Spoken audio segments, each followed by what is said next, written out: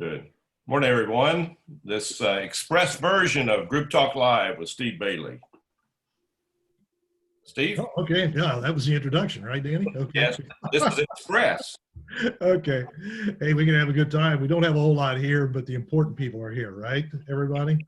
That's right. So, and hopefully we have quite a few listening on the recording too. I think if anything in the past year that Tim's been traveling with me and in the 20 years I've been doing this, we've been asked about this subject more than anything, and that is cash flow. Cash flow, of course, really critical right now because of the hit to the revenues and the fact that some expenses are continuing, whether you have revenues coming in or not. So again, very important that you work on knowing where you're going to be in cash flow. If there's one way I describe cash flow, it's always peace of mind. And peace of mind both for you and knowing where you're going to be, what cash position you're going to be in, and also for your lender, that your lender understands that you understand where you're going to be on cash needs. So this worksheet we're going to look at here was actually developed 2 weeks ago from one of our best practices centers who called me and said, you know, we do real well in a normal year, but I don't know where I'm going to be on cash flow this year because of all the hits that we're looking at. So I said, okay, let me whip something out for you here, which I did, sent it to him, and he said, you know, this is one of the best things I've seen that I can use, not only now, but continuing on in the future. By the way, I'll throw this in right now in case I fail to say it at the end. If you like the worksheet that we're doing here, again, this can be extended past this point in time and used as on a rolling basis so that you can just keep adding a month on at the end of every month, and you always know where you're going to be 12 months out. So I'll begin by saying right here, very important that you read all the instructions and go through the worksheet. I'm going to go through quite a bit of the instructions this morning just verbally. I'm not going to read these to you. We're just going to take a quick look at it, see how you can use this in your own garden center. But make sure you read all the instructions, and then I'll invite you to, again, if I forget this at the end, I'll invite you to put your numbers in there, send it to Tim or I, and we can all three get together on a Zoom call and take a look at it, or we can get together on the phone, either one. I'm going to scroll down. I'm going to skip all those written instructions, as I said, and I'm going to show you what needs to be filled out in step one. Now, in this case, we're going to use history as a basis for the present and the future. You can see 2019 here, and we started off in March. Go back, and again, we're going to put the past history in for 2019 revenues. Should be pretty easy total store revenues to come up with from March of 19. I'm going to scroll over. This goes all the way through March of 2020. Here's where we get a little bit different from what I would call a traditional P&L run out of your accounting system, and that is we want to look at just purchases paid during these months. In other words, we're not looking at cost of goods sold, we're not looking at cost of sales, we're looking at the actual inventory purchases paid for during this month.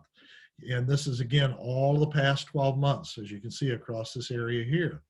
Now, you may be able to run that out of your POS system, or you may be able to run that out of your accounting system. You'll have to determine that for yourself. Might be able to run it out of the purchasing module in POS, or again, out of your accounting on a cash basis. Make sure that when you're running reports like this for a cash flow, that you click that little checkbox, like in QuickBooks accounting systems, and go to a cash basis, not accrual, but cash.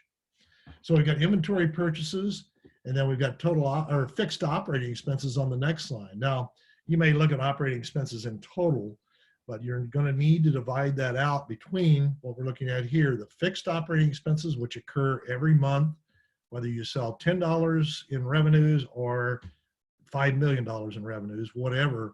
Fixed operating expenses are what occurs every month, probably your mortgage, principal plus interest, utilities, etc., that are not variable would be a fixed operating expense. Everything else is variable. So the way I like to do this is just run out a cash basis for these past months by month out of your accounting system. Identify what is a fixed expense, and everything else is variable expenses. So identify those fixed expenses, put those in for these months. Again, everything else is variable expenses. And then all wage and wage benefits paid in that lower section of our chart of accounts, which includes payroll taxes, everything paid by the employer on wage and wage benefits. And you can either include yourself in here or not include yourself. I'd prefer that you include yourself because you need to be paid as an owner as well.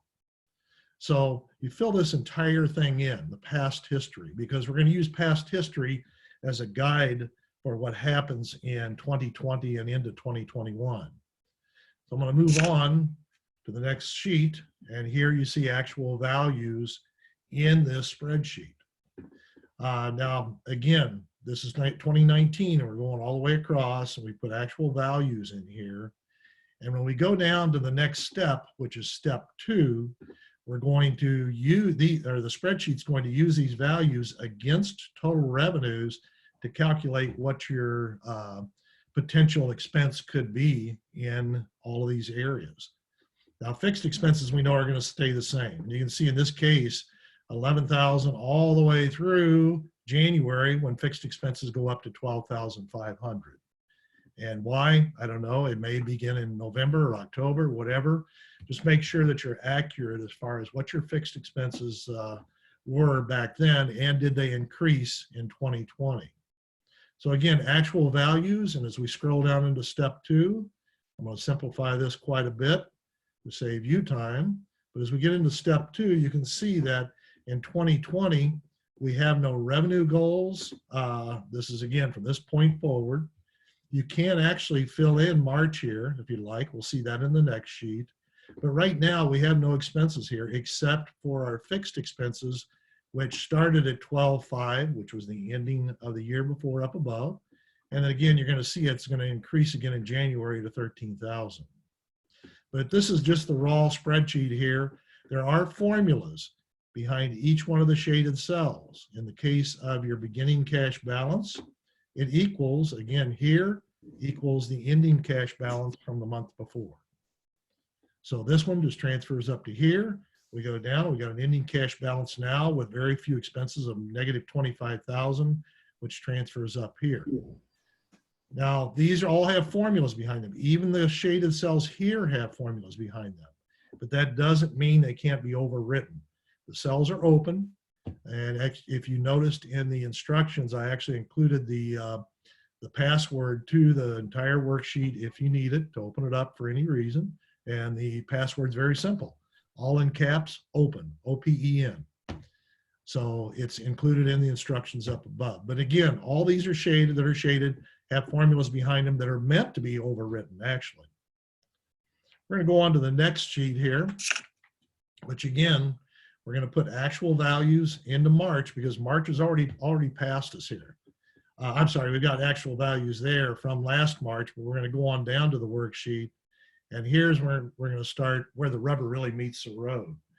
Because with our revenues that we put in, our revenue goals here, the expense area is calculating as a percentage of total revenues from the numbers that we saw above. In other words, March's numbers are calculated on March, April on April. And if inventory purchases were 35% of revenues, that's what it's reflecting here. So as a percentage of revenues, we're using that as a guide and only as a guide because you do, again, want to tweak this from this point. This is just a beginning point, really. But you can see our beginning cash balances, again, the same, negative 158, negative 158 for April. And that's because we have not put in a beginning cash balance for March of 2020. Now, when we do, and we put actual expenses here, we're going to overwrite the formulas in there, just put the values in there, it's going to give you an ending cash balance here. So, and we had no loan proceeds. You can see a line in here for loan proceeds. We can enter either borrowing money or paying money back either way. But right now, just in its raw form that you're seeing right here, you can see that our ending cash balance for the first 3 months, we're in the negative here. We don't come out until June into the positive cash flow. We go back into the negative in October, come back out in November and December, but from then on, we're in negative cash flow again. Was that directed to me, Danny, or not? I think it was a radio.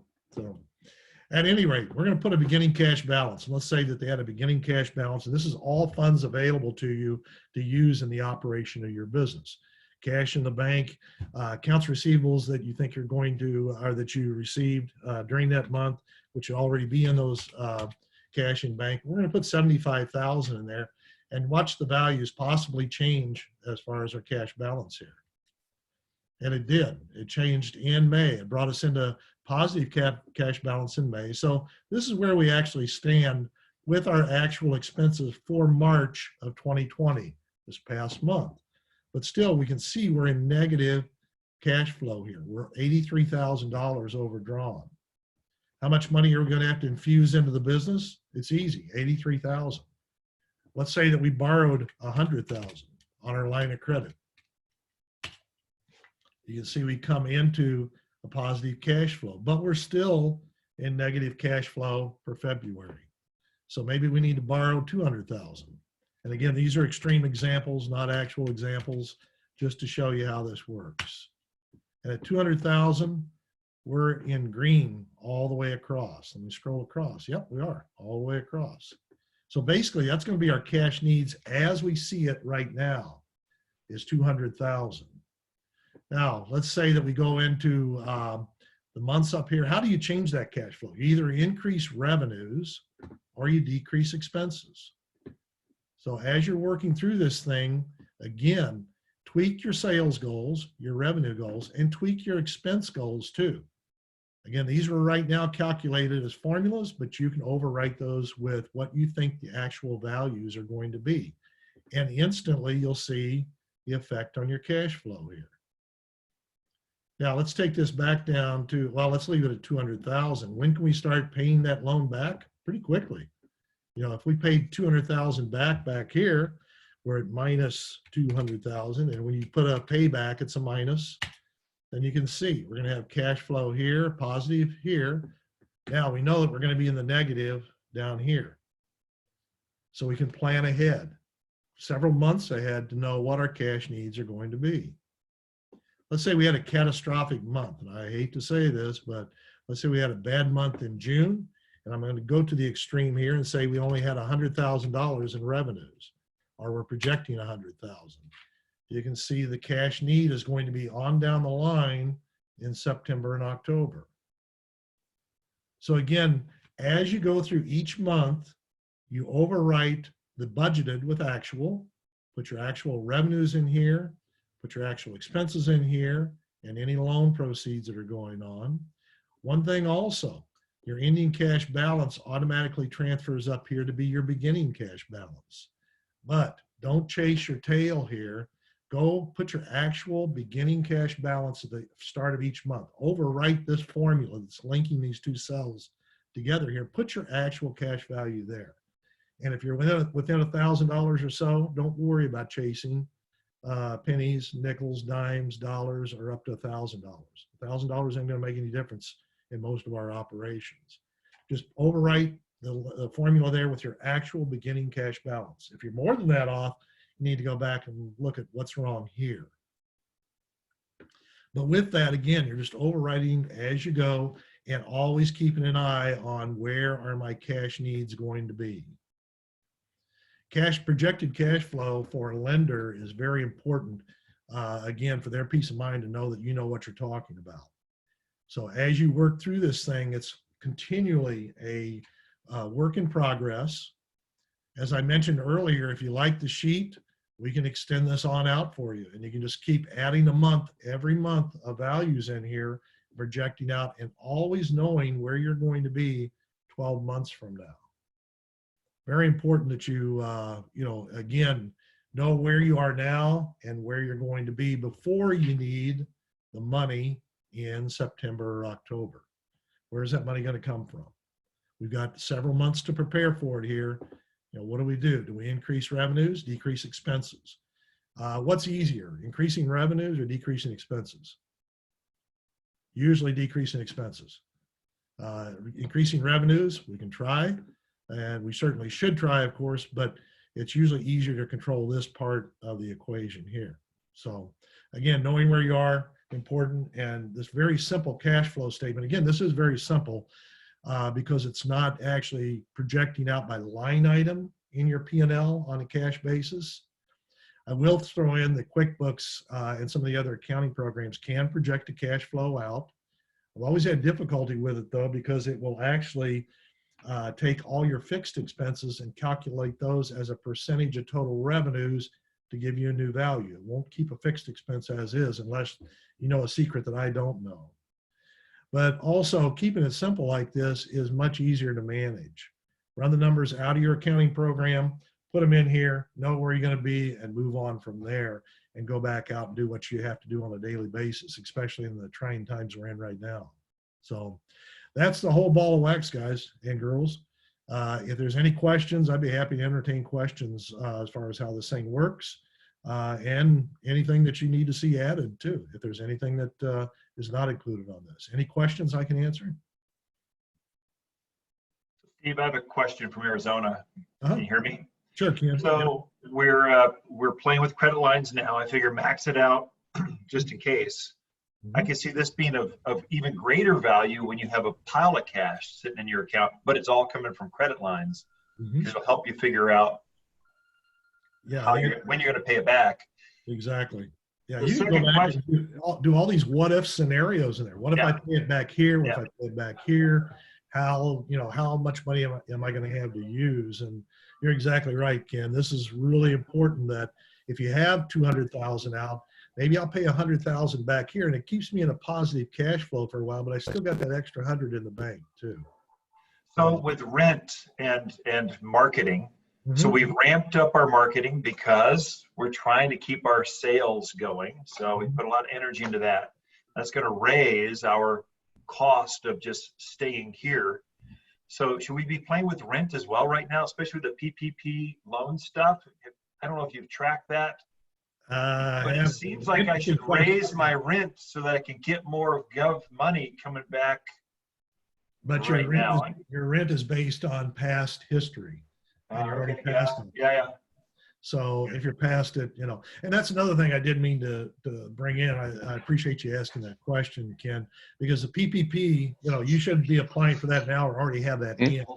If you don't, get it in as soon as possible. 25 on plants. Cap on those funds. 15 on hard goods. Now go on then to the SBA loans as far as the emergency impact loans that they're offering too. And then move on to those and say, okay, do I need a loan here, or does this PPP loan on the payroll protection plan, do what I want to do?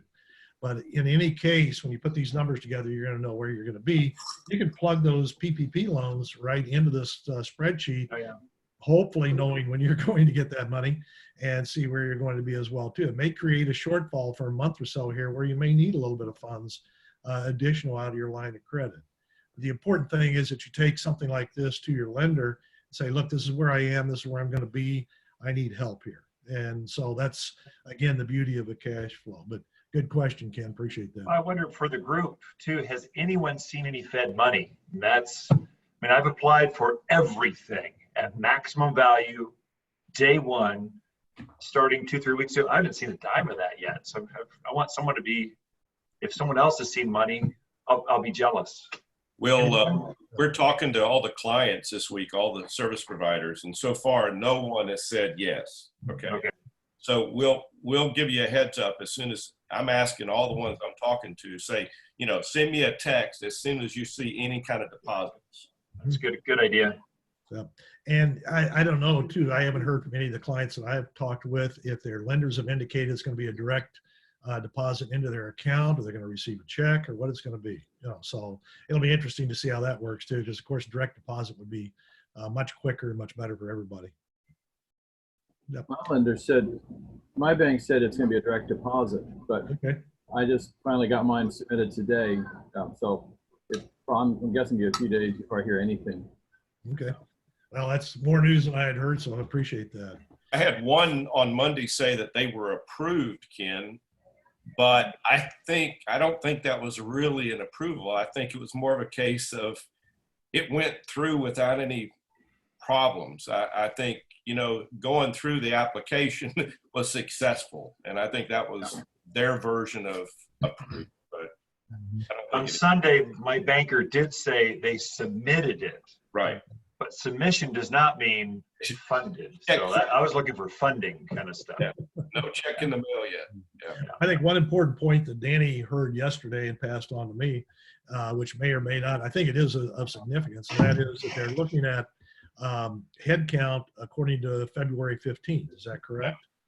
And if they are, you know, a lot of the garden centers that are low ebb on February 15th, you can almost be guaranteed that you can get back to that head count that you had on February 15th at June 30th or whatever the cutoff date is that you have to report that. So I think it's really important that it really works in our favor there. Yeah, the date is really important. And really, if you think about it, only the very most southern regions probably are more geared up on numbers by February 15th. Florida, Gulf Coast, maybe. Yep. I don't think that's how it works, Steve. I think what is it, Craig? Well, I think the February 15th is just to prove that you have less than 50 employees and you were in business. I think is there another question on there on head count? Yeah, you're going to have to verify your full-time equivalent between over that 8-week period as compared to the previous year. Okay. And I did not read that into the application. Good information. And the thing that I saw too, they just said employees or head count. They didn't say FTE for full-time equivalent on one of those boxes. And I was wondering how that worked as well too. So make sure that you're, you know, complying with whatever your lender says or whatever the application says or whatever you need to do to get that thing through, because again, there's a cap on those funds. So make sure that you're doing it correctly and getting it in quickly. So I think there's a deadline too, Steve, of April 10th. It opens up to contractors and everyone else. So for us, it's important to get it in the next couple of days. Good point. Just so you can be at the front of the line, or these funds will run out. What the bankers are saying, there ain't close to enough money. Yeah. So it's going to run out pretty fast, I think. Okay, good point. Excellent point. So this Friday is when the independent contractors and others start coming in on the program. So make sure you get your money in before then. I'm hearing from some of the local lenders around myself here that they haven't even seen, you know, hardly anything of the application, that, you know, they're just not getting the information from the federal government they need, which is shortchanging their customers as well too. So, you know, if you don't find your lender has the applications, go to another lender. As much as you hate to do that, you don't want to break that relationship, but make sure that your lender knows that I've got to get this application in, so I may have to go shop around a little bit. Again, it doesn't make you known to that new lender, but it may make a difference between getting the money and not getting the money too. And this is an excellent, almost, you know, it's not guaranteed, but 75% forgiveness is what I'm seeing. You know, that's big money. You know, when you're talking a couple $100,000, that's big money. So, Steve, I had a question on the fixed inventory, just to make sure I'm thinking right. And this is for probably the group, but we've seen numbers trending at last year's levels, maybe a little above, and the weather's nice. What I've decided to do is to control the inventory purchases on the big ticket items. So I've told the pottery buyer, no more pottery because it just sits there and doesn't turn. I've told the tree buyer, no more trees because that inventory just sits there. There's a huge number that just doesn't turn at a time when it's really risky. On the opposite side, I told the department heads that have high turns, vegetables, herbs, flowers, perennials, flowering shrubs, load it up. You have no limit. Just go, go, go, go, because those things are turning. I'm hoping to control the turns, and I'll force my sales folks to sell what we have on the floor with trees. I just won't have as many fruit trees, won't have as many shade trees as I've had in the past. Am I thinking that through right, to push high turns and low turns, try to in your situation, in your situation, Ken, I really have to throw something in here. That my thought goes to my home state here of Illinois. This morning they shut everybody down, and except for online or you know, curbside pickup. And from what I'm hearing and what I heard a lot from my phone conversations with clients is that online and curbside is not working well for annuals, perennials, all the small ticket items. You know, so you load up on that, and then your state cramps you down, which they did this morning here in Illinois. You know, the garden centers are not allowed to be open only for maintenance purposes only, as far as the sales display area. So, you know, just keep your ear to the ground, you know, keep it down to the rail like the Indian, and listen for that train coming, because it may be coming. And I did not expect this in Illinois at all. We've been operating, you know, really well, and no big flagrant issues per se. But boy, it happened. So make sure you keep yourself flexible. What you just said was reduce everything. Just reduce it all. Get rid of inventory. Hey, you know, I got to throw something in here on that pottery thing. I would have said way long ago, before this virus even started, to limit that. But it's so pretty. Guys, I have a question for us, and none of us can answer this question, but I think it's important. If you are in a state like Illinois, where you can do curbside, you're not open to the public or online, what about an appointment? What about you're closed, but you make an appointment for a customer to come in and do personal shopping? Is that considered open or closed? Is that legit? Brad Rollins, I shared this yesterday over in Fairview and Raleigh. They don't have to be closed. They made the decision to be curbside and online, which is not much, but they are doing appointments, so many per half hour. And in their mode, it was their way of controlling crowds. But if you are actually shut down, could you make an appointment and have somebody come in with the doors locked and they do shopping and you do a sale? I don't know. I think you'd be pushing the limit on that one, Danny. You know, my own personal opinion, I think that'd really be pushing it. Yeah, it's just, and you know, a truly, lot of unexplored territory here. I mean, if you could do enough of it by appointment, then you're fine. But if not, why waste the effort? You know, and you know, as long as you have a high average sale, I think you'd be okay. But if you're letting people in to buy a few annuals, it's going to be a total waste of time. Right. And what Brad said yesterday was they're doing 15 per 30 minutes, 15 customers. And they said, because they're making an appointment, the person seems much more excited and committed, and the average sale is going through the roof. Well, they got to listen. They got to get in, get it, and get out. They're not going to be able to get back in for a while. I may want to buy extra because I've got this time on my hands and I want more to work with. You know? And this is a special opportunity. I think that's what he's seeing. So, if we had toilet paper, we could really up that average sale. Hand sanitizer. Hey, one other thing on the spreadsheet here with Steve's spreadsheet. There is a link in these emails we sent. It's on the website, but if you needed to go back to a clean version, this is also in POWERtools. So if you log into the website, go to clients only, drop down and go to POWERtools. It's under Steve Bailey's section. Okay, so starting with clean sheet, there's another clean sheet there. Yeah, and if anything, you know, download it, put it on your computer, keep the first sheet as a clean sheet too, and then just duplicate that one and work off of that. I do that in my worksheets all the time because no, I never make a mistake, right? Right, Tim? And with that, you know, you've always got that clean copy. In fact, I was going through and put some numbers in this one this morning. I made a mistake, go back and just work off that clean copy. And, you know, really important that you know that those tools are there for you to use, but we've got copies, Danny's got copies, and again, we're here to help you out. If you start working on this and have questions, give Tim or I a call. Be very happy to help you out, and hope it has some value to you like it did for the person we put it together for a couple weeks ago. So any other questions before we conclude here and let you all get back to work?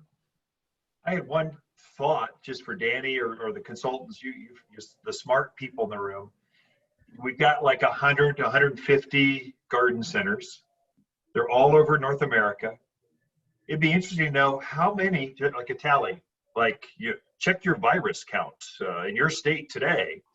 What's the state of the garden center group? How many are shut down? How many are still open? Do we have those kind of numbers? Or I guess so I checked the WDR. They would say that, wouldn't it? Yeah. Last week I had 5 out of the 100 that were totally shut down as of Friday when I checked.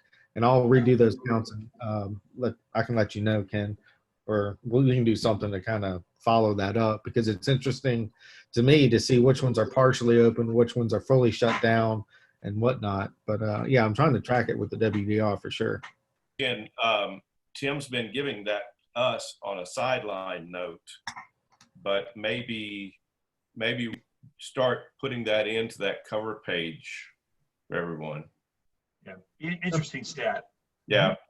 This is hey guys, can you hear me? This is Paul Mastardi. Yes. Yeah, go Paul. Hey, yeah, we shut down back on March 16th, and I mean, I know this is just an anecdotal number one, but anyways, we're shut down.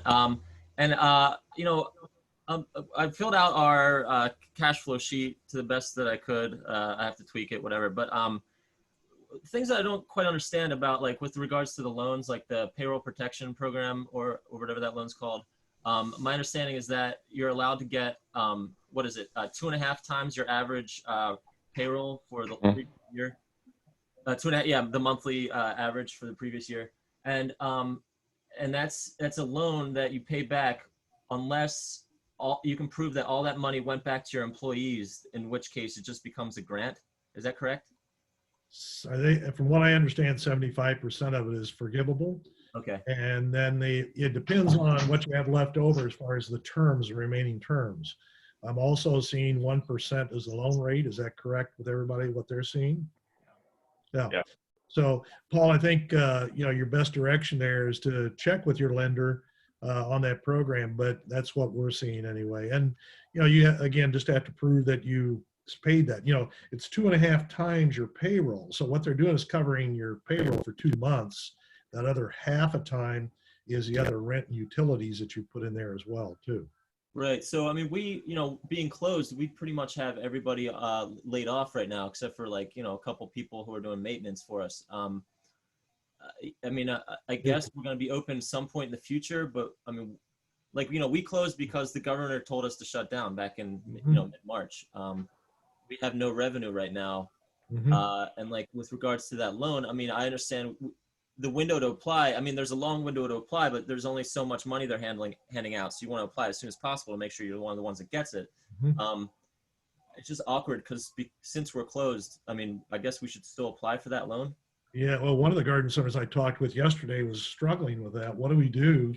You know, do we shut down and furlough everybody and let them go on unemployment, or do we keep them on the staff and prove that we kept them on the staff?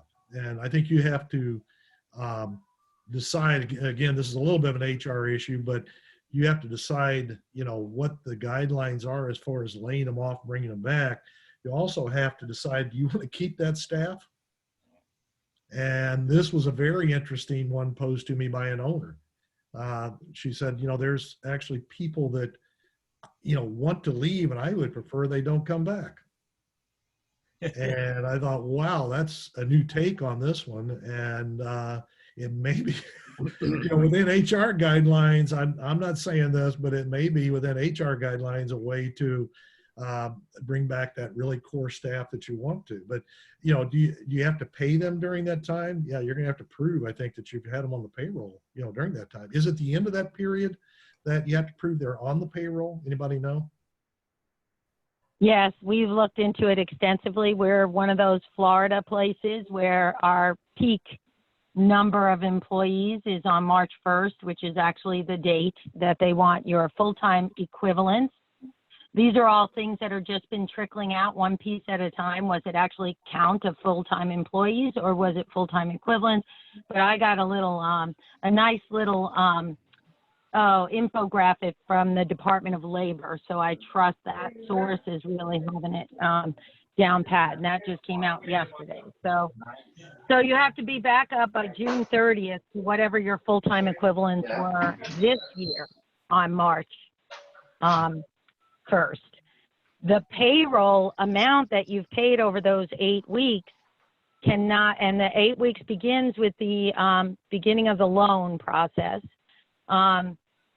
That payroll during that time cannot be more than 25% less than what it was last year during that phase. So for us in Florida, we never have more people on in July 1st than we typically just, we looked at the numbers and we're going to ask for it and just not take the forgiveness. Just take it as a 1% loan over 2 years that we don't have to start paying back for a year, but we're not taking the full 2.5 factor because that makes our payments like $6,000 a month.